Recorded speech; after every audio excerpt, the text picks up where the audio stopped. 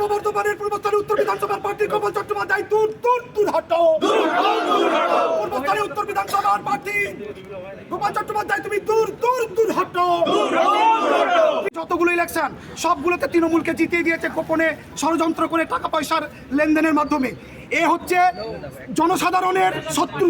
একে যদি প্রার্থী করা হয়, আমরা যদি জিতাই, আমরা যদি চেষ্টা করি, তাহলে কিন্তু আমরা যদি ভোট দিই তাহলে কিন্তু জনগণ সরে যাবে, জনগণ ভোট দেবে না। এমনই ঘেন্না এই প্রার্থীটার বিরুদ্ধে।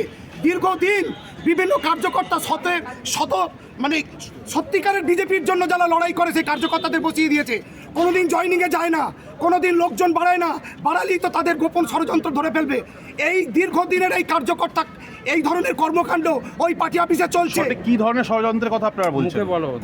প্রথমত হচ্ছে তৃণমূলের সঙ্গে গোপন আতাতে পরিষ্কার এই প্রত্যেকটা ইলেকশনে কোনো রকম এজেন্ট বসায় না, কোনো রকম কর্মীদের নেয় না পার্টিতে লোক যদি না নেয় তাহলে এজেন্ট কে বসবে, ক্যাম্পে কে বসবে, এই ধরনের পুরো ফাঁকা মাঠে তৃণমূল গোল দিয়ে বেরিয়ে চলে যায়। এবং গত লোকসভাতেও তাই করেছে, তার আগের পঞ্চায়েতের নিজের বুথে হেরেছে।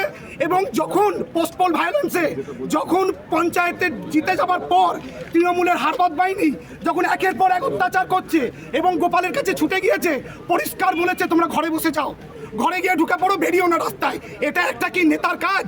এই ধরনের দীর্ঘদিনের এই কাজ। এবং ওই লোক যে পঞ্চায়েতে পা দিয়েছে সেই পঞ্চায়েত হেরে গিয়েছে।